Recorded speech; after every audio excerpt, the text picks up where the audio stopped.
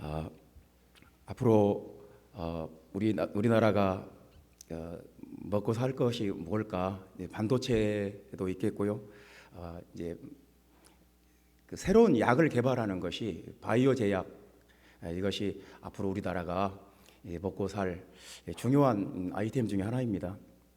그래서 전 세계적으로 막 치열한 경쟁이 벌어지고 있습니다.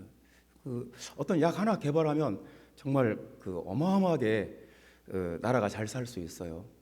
이번에도 백신 코로나 백신만 개발해도 몇십 조를 그냥 한순간에 벌어들이지 않습니까? 그거 하나 개발해서 뭐 암을 치료하는 치료제를 개발했다든가 치매를 치료하는 치료제를 개발했다거나 파킨슨병을 치료하는 치료제가 나왔다. 그러면 전 세계적으로 뭐 얼마나 어마어마한 가치가 이제 발생을 하는 거죠.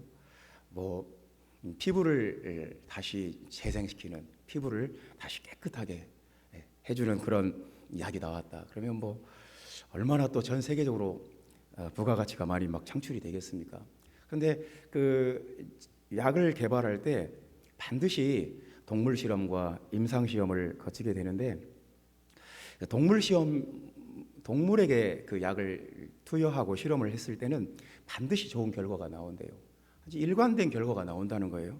근데 그 약을 사람에게 이제 적용을 하면 천차만별이라고 합니다. 아주 좋은 결과를 보이는 사람도 있는가 하면 전혀 효과를 못 보는 사람도 있대요. 참 특이하지 않습니까? 동물 뭐 쥐나 토끼나 뭐 동물에게 실험을 했을 때는 아주 우수한 효과가 나오는데 사람에게 적용하면 그것이 이제 이 효과가 있는 사람도 있고 없는 사람도 있고 다른 거예요. 사람이 굉장히 복잡한 존재예요. 그냥 육체로만 구성된 존재가 아니라 어떤 마음도 있는 거고 어떤 영적인 것도 있는 거고 굉장히 복잡한 존재예요. 그래서 사람은 그 육체만 존재하지 않기 때문에 참 복잡해요. 마음의 상태에 영향을 받습니다. 그래서 적극적인 마음으로 긍정적인 마음으로 이 치료에 내가 동참해야 되겠다. 반드시 나아야겠다. 그런 사람에게는 뭐 아주 효과가 좋을 것이고요. 아주 부정적인 자세로 마음이 우울하다든가 모든 것을 부정적으로 보는 사람, 뭐 그냥 마음이 아주 그냥 쓰러져 있는 사람, 이런 사람에게 가면 아무래도 효과가 안 나타날 수가 있을 것 같아요. 그 어떤 그 약의 효과가 결과적으로 전혀 다른 결과가 나올 수 있을 것 같아요. 우리는 구원이 필요한 존재 아닙니까? 우리는 모두 구원받아야 돼요. 지금도 마찬가지입니다. 우리는 죄로부터 구원받아야 되고 질병으로부터 구원받아야 되고 죽음으로부터 구원받아야 되고 또 불안으로부터 구원받아야 되고 어떤 분노와 어떤 그 악한 현실로부터 우리는 구원받아야 되고 절망으로부터 구원받아야 되고 우리가 사는 현실에 우리를 힘들게 하고 넘어지게 하고 우리를 두렵게 만드는 것들이 있지 않습니까? 각자 있어요. 자기 몸에 어떤 질병이 있는 사람도 있고 가정에 문제가 있는 사람도 있고 사업에 문제가 있는 사람도 있고 직장에 문제가 있는 사람도 있고 문제 없는 사람은 아무도 없어요. 다 스트레스 받고 괴롭고 정말 나를 두렵게 하고 불안하게 만드는 힘들게 만드는 뭔가가 다 있어요. 그래서 우리는 구원받아야 돼요. 그것을 내 힘으로 해결할 수 있다면 아무것도 아닌데 내 힘으로 절대로 해결 못하는 문제들도 많이 있어요. 그래서 우리는 구원받아야 돼요. 우리를 구원하는 하나님의 그 처방이 복음이에요. 하나님께서는 복음으로 우리를 구원하시겠다. 그 모든 그 악으로부터, 그 불안으로부터, 절망과 공포로부터, 문제로부터, 질병으로부터, 죄로부터 우리를 구원하는 하나님의 그 유일한 처방이 예수 그리스도의 복음이에요. 예수 그리스도께서 죽으셨다. 그리고 장사되셨다. 부활하셨다. 그분이 유일하신 하나님이시다. 이것이 이제 우리를 구원하는 하나님의 처방이에요. 이것을 믿으면 구원을 받는다고 말씀을 해요. 그로 말미암아 구원을 받으리라 이렇게 말씀합니다. 이 구원을 받으리라는 말씀은 옛날에 구원 받았다, 이제 지금도 구원 받고 있다 그 말이 아니고 현재 지금 구원을 받고 있다. 현재 완료 시제예요. 그래서 그 구원은 과거 완료가 아니고 현재 완료예요. 지금도 계속 구원을 받고 있다. 지금도 하나님은 복음으로 우리를 구원하고 있다. 그러니까 복음은 과거 시제가 아니에요. 현재 시제예요. 현재 지금 구원받고 있는 거예요. 우리에게 고통을 주는 것, 우리를 두렵게 하는 것, 우리를 괴롭게 하는 것으로부터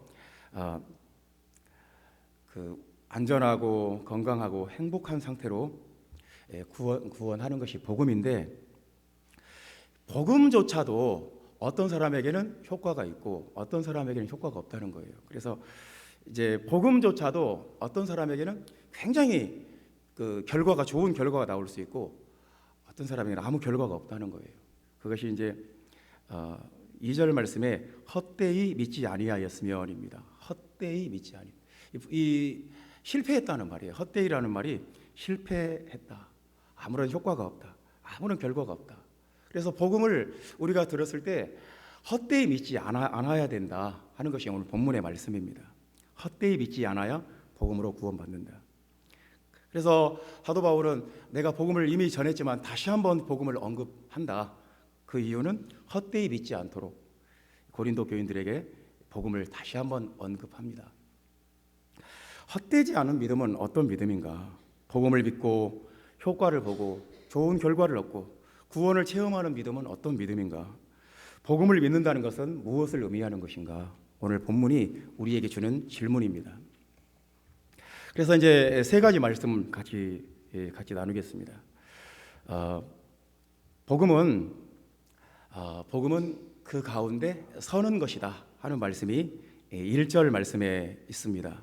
다 같이 읽어보겠습니다. 형제들아, 내가 너희에게 전한 복음을 너희에게 알게 하노니 이는 너희가 받은 것이요 또 그 가운데 선 것이라. 서다라는 말은 성경의 어떤 표현에서 굉장히 중요한 표현입니다. 그러니까 우리 한국어에서는 우리말 표현에서는 서다 별로 그냥 서다 앉다 뭐 그런 그 정도 느낌인데요.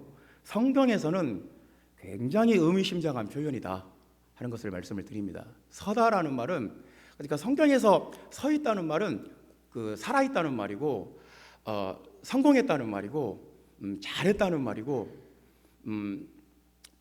뭔가 완전하다는 말이고, 서다라는 말의 반대는 넘어지다, 엎드려지다, 망하다, 죽다, 쓰러지다, 뭐 그냥 실패를 의미해요. 그냥 한마디로 말해서 절망적인 상태에 있을 때 이제 서다의 반대예요.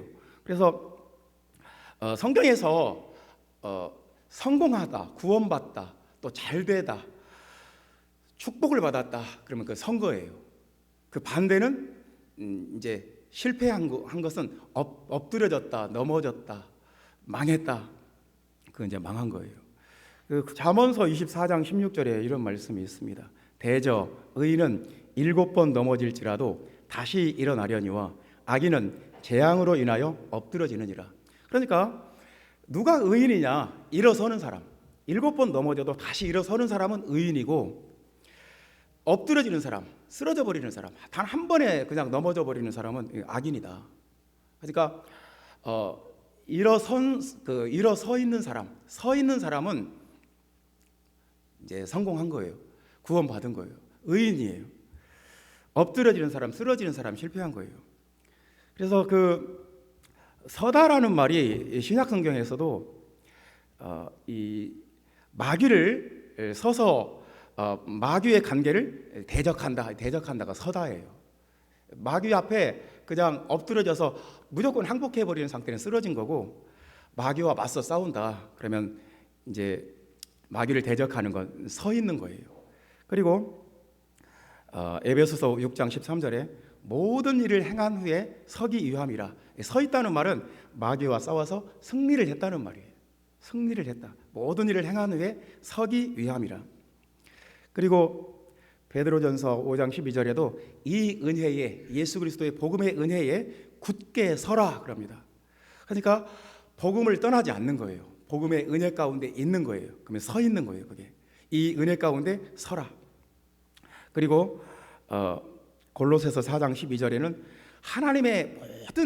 하나님의 완전하고 하나님의 모든 뜻 가운데 완전하고 확신 있게 서 있어라 이렇게 말합니다. 완전하고 확신 있게 서 있어라. 그러니까 하나님의 뜻이 무엇인지 구별하고 하나님의 뜻 가운데 완전하고 확신 있게 서라.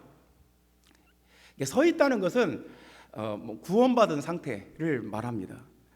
또 유다서 1장 24절에는 그 영광 가운데 흠이 없이 기쁨으로 서게 하신다. 하나님은 우리를 서게 하시는 분이에요. 엎드러지거나 넘어지거나 쓰러지게 하시는 분이 아니에요. 서게 하신다. 하나님의 우리가 넘어졌을지라도 다시 일으켜 세우신다. 하나님 나라의 영광 가운데 들어가는 것, 영원한 하나님 나라에 들어가는 건 선 거예요. 그러니까 성경에서 서다라는 표현은 서 있다, 선 것이다. 그것은 굉장히 중요한 표현이에요. 구원받았을 때 구원받은 사람에게는 서다라는 말을 씁니다. 여러분, 우리 한번 생각을 해봅시다. 우리 교회가 있는 이 작은 동네에 미용실이 몇 개나 있을까요? 참 많아요. 다 제가 세보진 않았지만 미용실이 굉장히 많아요. 이발소까지 합해볼까요? 이발소도 좀 많더라고요. 참 이 작은 동네에 미용실, 이발소 다 합치면 한 10개도 넘을 것 같아요.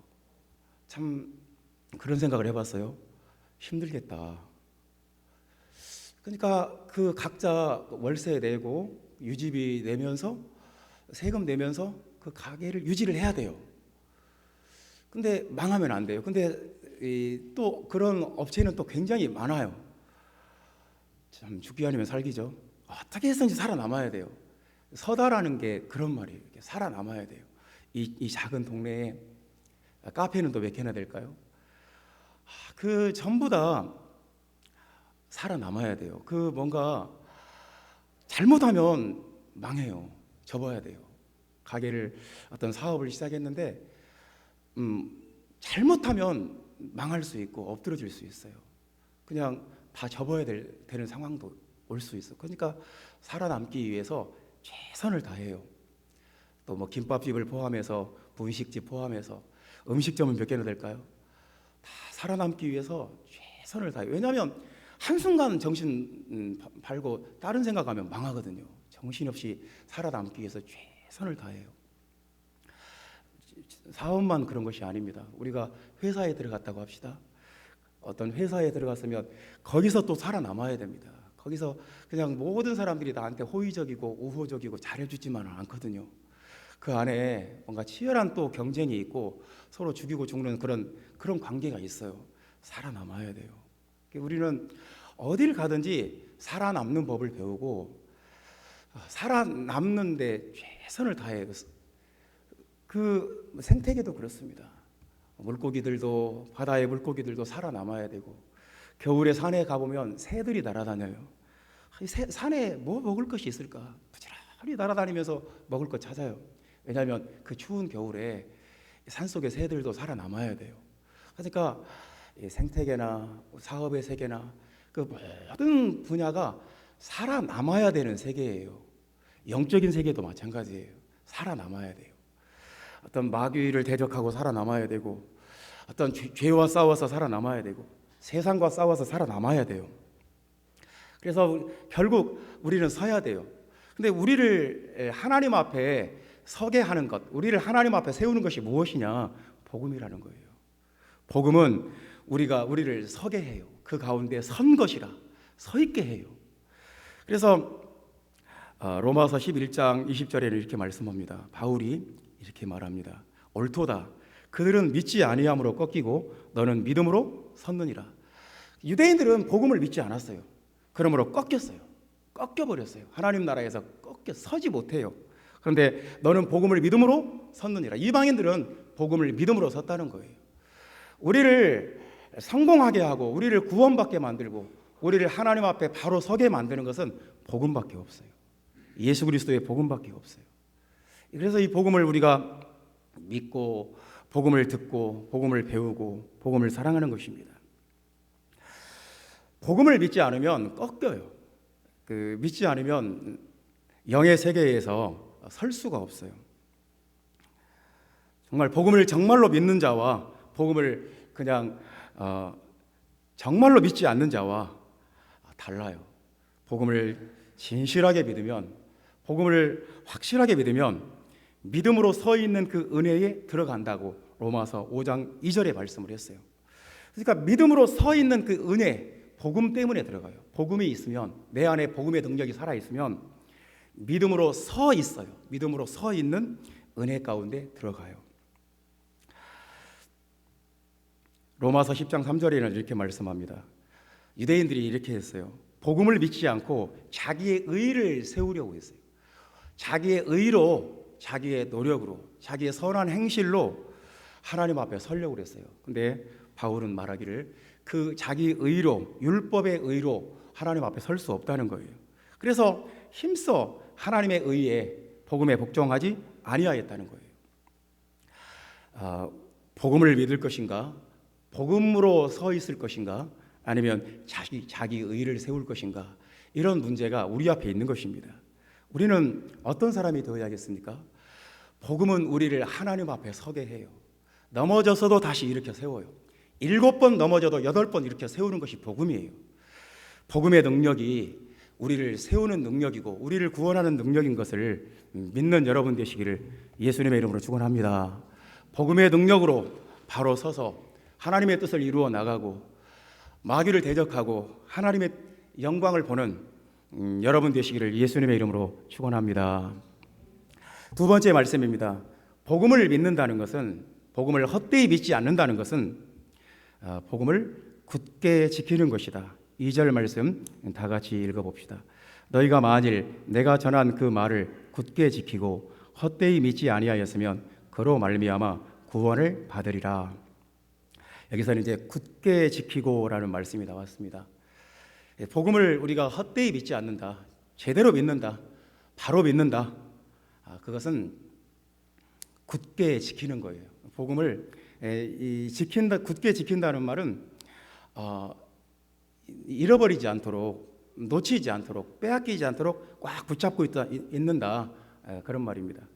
그 2000년인가 제가 무슨 일 때문에 서울에 어떤 부동산 계약하는 문제 때문에 서울에 올라와서 계약금으로 1,000만 원을 받았어요.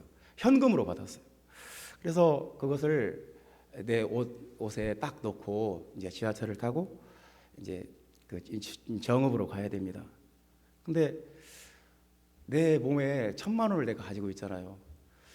모든 사람들이 의식이 되더라고요. 내 옆에 있는 사람, 주변에 있는 사람이 다 의식이 돼요. 왜냐하면 이거 빼앗기거나 내가 잃어버리거나 그러면 절대로 안 되잖아요. 현금으로 1,000만 원을 내 옷에, 그때가 지금으로부터 한 20몇 년 전이니까요. 굉장히 오래전 아닙니까? 그걸 계속 긴장되고 주변을 살피게 되고, 왜냐하면 그 잃어버리면 안 되니까요. 놓치면 안 되니까. 잃어버리기 쉬운 것이 있어요. 어떤 것들은 잘 잃어버려요. 휴대폰 같은 거 잘 잃어버리고, 현금 잘 잃어버리고, 어떤 와치 같은 것도 잘 잃어버리고요.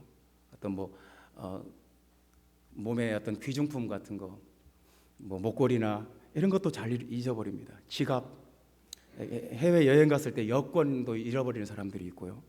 근데 잃어버리기 쉬운 것은 동시에 절대로 잃어버리면 안 되는 거예요.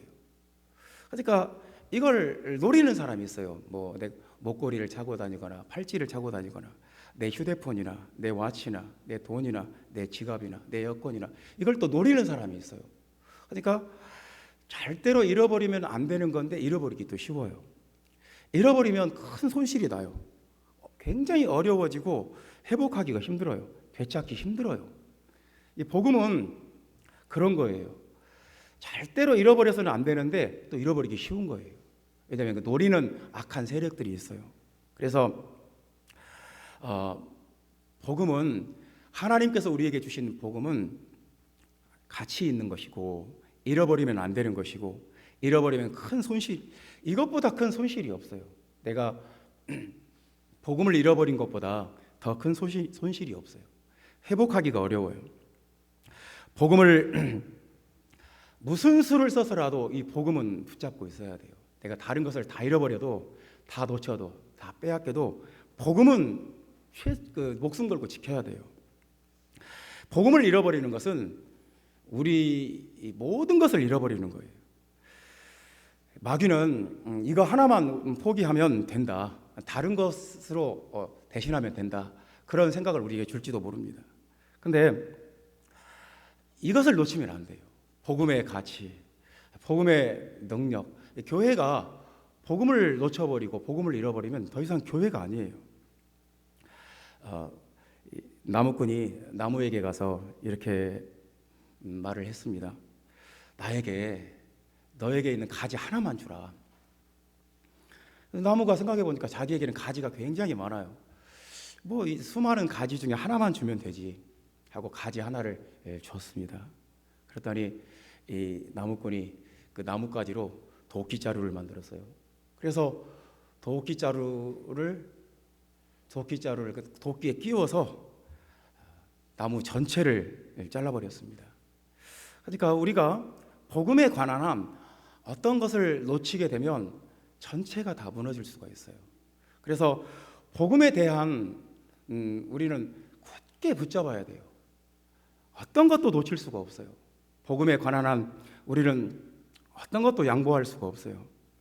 복음을 잃고 세상적인 것을 대신 얻는 것, 우리는 그것으로 만족할 수가 없거든요.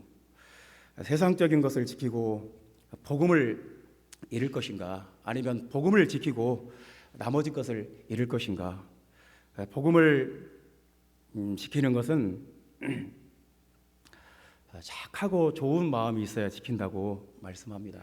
누가복음 8장 15절에는 복음을 지키는 마음은 착하고 좋은 마음이 있어야 되고, 그리고 말씀을 듣는 사람이고, 그리고 인내로 결실하는 사람, 이 사람이 복음을 지킨다고 말씀을 합니다. 복음은 우리가 헛되이 믿지 않는다는 것은 복음을 지키는 노력을 하는 거예요. 이것이 얼마나 귀한지, 얼마나 소중한지 알고 이 복음을 지킨다는 거예요. 아무나 할 수 없는 일이에요. 복음을 지키는, 그래서 이 복음으로 구원받는 아름다운 교회 여러분 모두가 되시기를 예수님의 이름으로 축원합니다. 세 번째 말씀입니다. 복음을 헛되이 믿지 않는다. 복음을 제대로 믿는다. 복음을 정확하게 믿는다. 복음을 믿음으로 구원받는다. 그럼 어떻게 믿는 것이 복음을 정확하게 바로 믿는 것이냐? 예수님이 나타난다 하는 말씀입니다. 여러분 5절 말씀 같이 읽어봅시다. 게바에게 보이시고 그 후 12 제자에게와 그랬습니다. 게바는 베드로를 말하는데요. 게바에게 보이시고, 이 보이시고는 나타나고예요. 나타나고. 그래서 하나님이 나타나셨어요. 굉장히 두렵고 떨림으로 나타나셨어요. 이 보이시고가 4번이나 나왔어요. 5절에 나왔고요, 6절에도 나오고 7절에도 나오고 8절에도 나오고. 바울은 게바에게도 보이시고 야고보에게도 보이시고 또 12 제자에게 보이시고 500의 형제에게도 보이시고 또 바울 자신에게도 보이셨다 이렇게 말씀합니다. 그러니까 하나님이 보이시고 하나님이 자기를 보여주셨다는 말이에요. 그래서 그것을 통해서 부활하신 예수님이 보여지셨을 때 바울도 변했고 게바도 변했고 12 제자도 변했고 500의 형제도 다 변했어요. 모세도 80세 때 하나님이 보이셨어요. 그 광야에서 떨기나무 불꽃 가운데 하나님이 모세에게 보이셨어요. 하나님이 모세에게 보이셨을 때 모세의 인생이 바뀌었어요. 다시 애굽 땅으로 가서 이스라엘 백성들을 이끌고 가나안 땅으로 갔어요. 하나님이 보이신다는 것은 엄청난 사건이에요. 영의 세계가 열리고 영의 신비와 환상과 계시의 세계가 열린 거예요.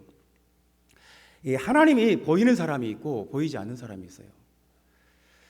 영적인 세계가 보이는 사람이 있고 꽉 막혀버린 사람도 있어요. 영의 차원을 모르면 도저히 이해될 수 없는 일들이 참 많아요. 그래서 복음을 바로 믿는다는 건 뭐냐면 영의 차원이 열린다는 거예요. 예수님이 보이시고 예수님이 나한테 보여요. 영적인 세계가 나에게 보이고 하나님의 나라가 나에게 보여요. 그래서 그 영적인 현실이 눈에 보이는 현실보다 훨씬 더 크고 강해요.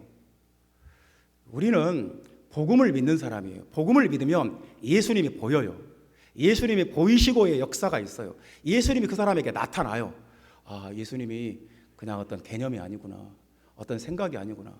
정말 실제고 현실이구나. 예수님이 나에게 지금 보이시는구나. 나에게 나타나시는구나. 내가 예수님을 위해서 목숨을 걸어야 되겠구나. 예수님보다 더 큰 현실이 없어요. 예수님보다 더 강력한 현실이 없어요. 예수님이 보이시고 여러분 한 사람 한 사람에게 예수님이 보이시고 예수님이 보여야 복음을 믿는 거예요. 복음은 어떤 개념이 아니고 어떤 지식이 아니고 어떤 사상도 아니에요. 복음은 우리에게 보이는 예수 그리스도예요. 예수님이 여러분에게 보여야 돼요. 그래서 생각해 봅시다. 사람이 어린 아이 때는 눈에 뭐가 보이겠어요? 장난감이 보여요. 우리 다윗이 3살 땐가 전주에 하나밖에 없는 백화점을 데려갔더니 거기에서 무슨 장난감 하나를 보더니 거기에 주저앉아 버렸어요. 사달라는 거예요. 이게 인생의 가장 큰 가치예요. 그러니까 어린아이 눈에는 그것보다 큰 게 없어요. 뭐 안 사준다고 하면 대성통곡을 하는 거예요. 굉장히 비싼 가격이었어요. 뭐 안 사준다, 못 사준다. 거기 앉아서 통곡하고 우는 거예요. 사달라는 거예요. 그러니까 어린아이에게 눈에 보이는 것이 있어요. 그게 전부예요. 그 어린아이 세계에는 눈에 그거밖에 안 보여요. 사춘기가 되면 이성 친구의 또 눈이 열립니다. 그냥 뭐 정신을 못 차리는 거죠. 이성 친구를 보면 그냥 그게 또 인생의 전부예요. 그게 가장 중요한 것이고 인생의 가치가 다 거기에 있어요. 이제 사회에 나가서 돈도 벌고 이제 직장 생활하고 하다 보면 돈과 명예와 또 권세가 눈에 싹 보여요. 돈 있으면 저렇게 인생이 좋은 거구나. 명예를 얻으면 저렇게 높아지는 거구나. 권세를 얻으면 저렇게 좋은 거구나. 그런 것들이 눈에 이제 보이게 됩니다. 그래서 평생 그것을 추구하고 살다가 죽어요. 사람은 자기 눈에 뭐가 보이느냐가 그 사람 수준이고 그 사람 눈에 뭐가 보이느냐가 그 사람의 영적인 상태예요. 그러니까 세상 것만 보이는 사람도 있고 예수님이 보이는 사람이 있어요. 게바에게, 12사도에게, 야고보에게, 500의 형제에게, 그리고 만삭되지 못하여 난 이 칠삭동이 같은 이 바울에게 예수 그리스도가 보였어요. 인생이 바뀌었어요. 이 복음을 믿는다는 것은 간단한 것이 아니에요. 눈에 보이는 것이 바뀌는 거예요. 세상만 눈에 보이다가 예수 그리스도가 내 눈에 보이는 거예요.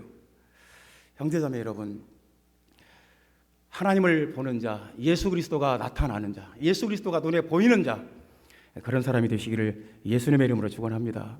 성경에 보면 이런 사람에게 예수님이 보인다고 말씀합니다. 마태복음 5장 8절에 예수님이 이렇게 말씀합니다. 마음이 청결한 자에게 하나님이 보인다. 마음이 청결한 자, 마음이 깨끗한 사람, 맑은 사람, 순수한 사람. 마음속에 뭔가 거짓을 품고 있어요. 뭔가 남을 속이고 있어요. 복잡하고 거짓되고 어떤 거짓말을 꾸며대고 음모를 꾸미고 있고 이런 사람은 하나님을 볼 수가 없어요. 왜냐하면 마음이 청결한 자, 순수한 자, 깨끗한 자만 하나님을 볼 수 있어요. 히브리서 2장 14절에는 평강과 거룩함을 좇는 자가 하나님을 볼 수 있다고 말씀합니다. 마음속에 분노와 악의와 악독이 가득한 사람 하나님 볼 수 없다는 것입니다. 어떻게 해야 되겠습니까? 우리 마음속에 그런 것이 있으면 하나님 앞에 내려놓아야 되겠습니다. 그런 것을 내 마음속에 분노와 악의와 악독이 가득한 상태에서는 절대로 하나님을 볼 수가 없어요. 여러분 마음속에 하나님을 볼 수 있는 투명한 렌즈가 있기를 예수님의 이름으로 축원합니다. 우리 눈에 백내장이 있다 그러면 모든 것이 흐려져서 사물을 볼 수가 없어요. 마찬가지예요. 우리 마음이 무언가로 가득 차 있으면 눈이 흐려져서 하나님을 볼 수가 없어요. 요한 3서 1장 11절에는 악을 행하는 자는 하나님을 볼 수 없다. 선을 행하는 자만 하나님을 볼 수 있다. 그래서 선이라는 것은 하나님과 함께 하는 거예요. 하나님의 성령과 하나님의 뜻 가운데 있을 때 하나님을 볼 수 있어요. 하나님의 뜻을 벗어나면 악을 행하는 자들은 하나님을 배웁지 못하느니라 그렇게 말씀합니다. 악을 행하는 자들은 하나님을 배웁지 못하느니라, 볼 수가 없어요. 여러분, 우리가 어떤 사람이 되어야 되겠습니까? 예수님을 보는 사람, 예수님을 배웁고 예수님이 눈에 보이고 나타나는 사람. 우리가 복음을 믿으면 예수님이 보여야 돼요. 예수님이 내 보이시고 예수님이 나에게 나타나시고 나에게 말씀을 주시고 나를 선한 목자가 되셔서 나를 이끌어 가시고, 그렇게 될 때 우리가 복음을 믿는 거예요. 복음을 헛되이 믿는 자가 있고 제대로 믿는 자가 있다고 말씀을 합니다. 복음을 제대로 믿으면 하나님 앞에 서게 돼요. 넘어지거나 쓰러지거나 실족하거나 망하지 않아요. 영적으로 설 수 있어요. 살아남을 수 있어요. 복음을 굳게 지키는 사람이 복음을 제대로 믿는 거예요. 세상 가운데서 우리가 이 복음을 놓쳐버릴 수 있어요. 복음을 잃어버릴 수 있어요. 나에게서 복음을 빼앗기만 하면 마귀는 성공한다고 생각해요. 절대로 우리가 놓쳐서는 안 될 것, 복음을 지켜야 돼요. 예수 그리스도께서 보이신다고 말씀했어요. 우리가 복음을 제대로 믿으면, 확실하게 믿으면, 정말 성경이 말하는 대로 믿으면 예수님이 눈에 보여야 돼요. 세상만 보이지 않고 마귀가 보이지 않고 예수님이 눈에 보이는 우리 모두 되기를 예수님의 이름으로 축원합니다. 기도하겠습니다.